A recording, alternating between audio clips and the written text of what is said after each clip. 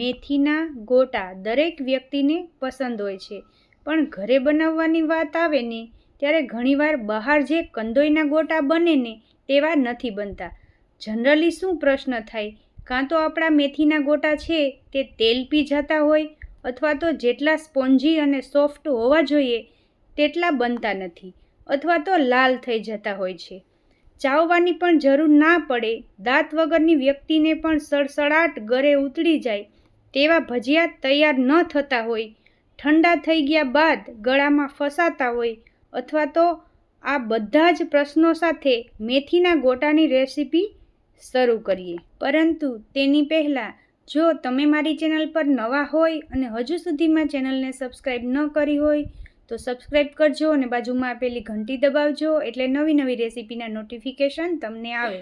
સૌથી પહેલાં મેથીના ગોટા બનાવવા માટે આપણે એક વાસણમાં ચણાનો લોટ લઈ લેશું. તો સૌથી પહેલાં જેટલો લોટ બાંધવો હોય ને તેના માટે લોટને એકવાર ચાળીને લેવો.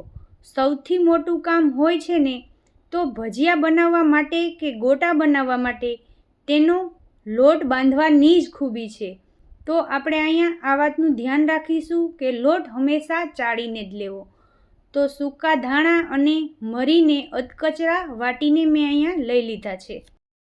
હવે આપણે આમાં સ્વાદ અનુસાર નમક લઈ લેશું. ત્યારબાદ આપણે અહીંયા એક નાની ચમચી જેટલી હિંગ ઉમેરીશું. જો તમે હિંગ ન ખાતા હોય તો સ્કીપ કરી શકાય, પરંતુ આપણે ચણાના લોટની કાંઈ પણ રેસીપી બનાવતા હોય તો એમાં હિંગ ઉમેરશો તો તમારે પેટને લગતી ગેસ કે કાંઈ પણ પ્રોબ્લેમ નહીં થાય. પછી હુંફાળા ગરમ પાણીથી આપણે લોટને તૈયાર કરીશું. હુંફાળા ગરમ પાણીથી શું થશે, તમારો લોટ જેટલો પરફેક્ટ બનશે, સોફ્ટ બનશે, તેટલા જ ભજીયા લાંબા સમય સુધી ખાવામાં સોફ્ટ રહેશે. તો આ રીતે હુંફાળા ગરમ પાણીનો ઉપયોગ કરવાનો અને આ રીતે આંગળીઓની મદદથી લોટને માત્ર ભેગો કરવાનો, વધારે મસળવાનો નથી અને હથેળીની મદદથી પ્રેશર કરીને પણ લોટને આપણે વધારે દબાવીને તૈયાર નથી કરવાનો. નહીં તો આપણો લોટ ચીકણો થઈ જશે ને ભજીયા ખાવામાં કડક થશે, કઠણ થશે અને ગળામાં પણ ફસાવા લાગે એવું ના થાય. તેના માટે લોટને આ રીતે જ બાંધવો. હવે આપણે આમાં 1 કપ જેટલી ઝીણી કાપેલી મેથી લઈ લેશું. ત્યારબાદ ઝીણા કાપેલા અડધો કપ જેટલા ધાણા ઉમેરીશું. જોઈ શકો છો મેથી આપણે વધુ નથી લેવાની કે ધાણા પણ વધુ પ્રમાણમાં નથી લેવાના. તો હવે એક મરચાંને મેં આ રીતે નાની કટકી કરીને લઈ લીધું છે, એ પણ આપણે એડ કરીશું. 1 ચમચી જેટલી આદુ લસણની પેસ્ટ લઈ લેશું. લસણ ઉમેરવાથી આપણા ભજીયા છે એ સરસ ટેસ્ટી બનશે. હવે આપણે આમાં 4 થી 5 મોટી ચમચી જેટલું હુંફાળું ગરમ તેલ ઉમેરીશું. હુંફાળું ગરમ તેલ ઉમેરવાથી શું થશે કે આપણા ભજીયા છે એ સરસ સ્પોન્જી અને સોફ્ટ બનશે અને ઠંડા થયા પછી પણ આપણા ગળામાં ડૂચો નહીં વળે, ફસાશે નહીં, એટલા સરસ ટેસ્ટી બનશે. હવે આપણે આમાં અડધી ચમચી જેટલા કુકિંગ સોડા નાખી, એટલે કે સાજીના ફૂલ જેને આપણે કહીએ છીએ, એ મેં અહીંયા લીધેલા છે. સોડાને એક્ટિવેટ કરવા માટે આપણે ઉપરથી 1 લીંબુનો રસ ઉમેરીશું. 1 લીંબુનો રસ ઉમેરવાથી આપણા ભજીયા ખાટા નહીં થાય, પણ સરસ એકદમ સોફ્ટ, સ્પોન્જી અને જાળીદાર પોચા રૂ જેવા બનીને તૈયાર થશે. તો તમે જોઈ શકો છો આ રીતે માત્ર ને માત્ર આંગળીઓની મદદથી આપણે હળવા હાથે ફેરવતા જઈને લોટને ભેગો કરવાનો છે, મસળવાનો નથી. એ વાતનું આપણે ખાસ ધ્યાન રાખીશું. જો જરા પણ વધારે તમારે લોટને મસળાઈ ગયો તો તમારા ભજીયા છે એ જરા પણ સારા નહીં બને.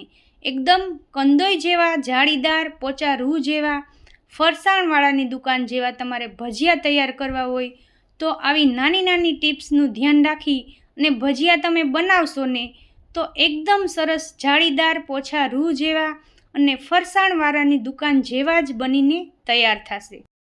હવે આ આપણું ભજીયાનું ખીરું કહો કે બેટર કહો કે તમે લોટ કહો, જે કહેતા હોય તે બનીને તૈયાર છે. હવે એક પ્રશ્ન એ ઊભો થાય છે કે ભજીયાને તળવા માટે આપણું તેલ કેટલું ગરમ હોવું જોઈએ? તો તેલ છે એ મીડિયમ આપણે ગરમ કરવાનું છે. આપણે વધારે પણ ગરમ નથી કરવાનું અને સાવ ઓછું ગરમ હોય એવું પણ નથી કરવાનું. આ રીતે આપણા ભજીયા છે એ આપણે તેલમાં એડ કર્યા પછી ધીમેથી ઉઠીને ઉપર આવે આવી રીતે આપણું તેલ ગરમ હોવું જોઈએ. જોઈ શકો છો આપણા ભજીયા છે એ ધીમેથી ઉઠીને ઉપર આવે છે.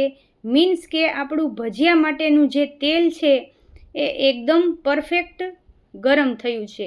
બસ આ જ રીતનું આપણું તેલ ગરમ હોવું જોઈએ. અને જો તેલ તમારું વધુ ગરમ હશે તો પણ તમારા ભજીયા છે એ ઉપરથી કડક થઈ જશે અને લાલ પણ થઈ જશે. તો આ રીતનું મીડિયમ તેલ ગરમ કરી અને આ રીતના ધીમેથી ઉપર આવે એવી રીતે જ તમારે તેલ ગરમ કરી અને ભજીયા તળવાના છે. તો જોઈ શકો છો મેં અહીંયા ધીમે ધીમે ભજીયા છે એ બધા પૂરી દીધા છે.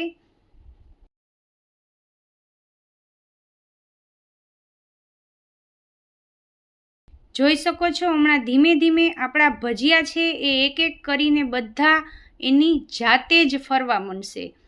જો આવી રીતે ભજીયા છે એ એની જાતે જ ધીમે ધીમે ફરવા માંડે તો તમારે સમજી લેવાનું કે આપણું ભજીયા માટેનું જે બેટર છે એ એકદમ પરફેક્ટ બન્યું છે. જોઈ શકો છો એક એક કરીને આપણા ભજીયા છે એને જાતે જ ફરી રહ્યા છે. તો બસ આ રીતનું બેટર તમે બનાવજો એટલે તમારા ભજીયા પણ એકદમ સરસ કંદોઈ જેવા જ બનીને તૈયાર થશે.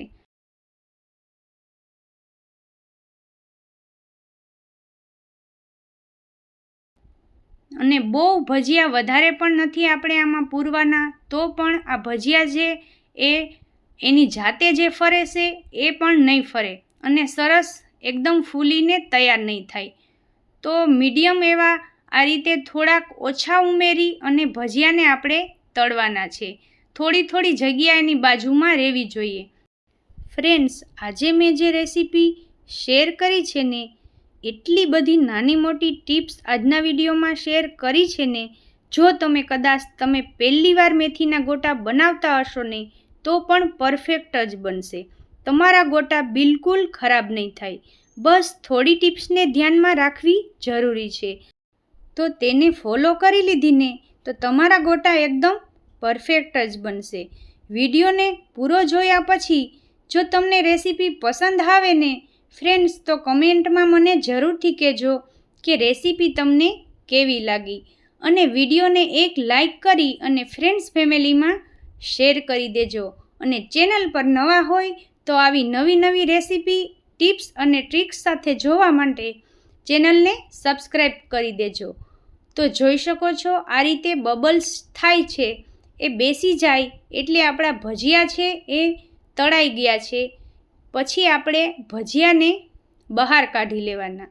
તો ધીમે ધીમે આ ભજીયામાં જે બબલ્સ થાય છે એ બેસવા માંડ્યા છે. મીન્સ કે આપણા ભજીયા તળાઈને તૈયાર થઈ ગયા છે. તો હવે આ રીતે એકાદ વખત ફેરવીને આપણે ભજીયાને બહાર કાઢી લેશું. મેથીના ગોટા કહો કે પછી ભજીયા, આપણા દરેક ગુજરાતીઓના ફેવરિટ હોય છે. તમે ગમે ત્યારે પૂછો ને કે મેથીના ભજીયા ખાવા છે તો હા જ હોય. નાસ્તામાં કહો કે જમવામાં બધાના ફેવરિટ છે. તો હવે આપણે આ ભજીયા તળાઈને તૈયાર થઈ ગયા છે તો એને આપણે એક પ્લેટમાં લઈ લઈશું. ફ્રેન્ડ્સ, આ ભજીયાની રેસીપી તમે એકવાર તમારા ઘરે ચોક્કસથી ટ્રાય કરજો. ટિપ્સ અને ટ્રિક્સ સાથે આપેલી છે. તમારા ભજીયા પણ એકદમ જાળીદાર અને પોચા રૂ જેવા બનશે.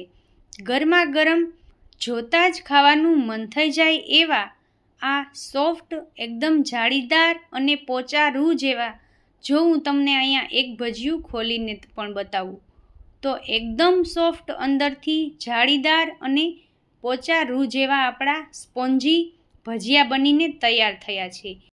એકદમ લગ્ન પ્રસંગોમાં બને એવા કંદોઈ જેવા જ. જુઓ, હું આ રીતે ભજીયાને પ્રેસ કરું છું તો ધીમેથી ઉઠીને પાછું ઉપર આવી જાય છે. મીન્સ કે આપણા ભજીયા છે એ એકદમ પરફેક્ટ બન્યા છે. હવે આપણે આ મેથીના ગોટાને ખજૂર આંબલીની ચટણી સાથે સર્વ કરીશું.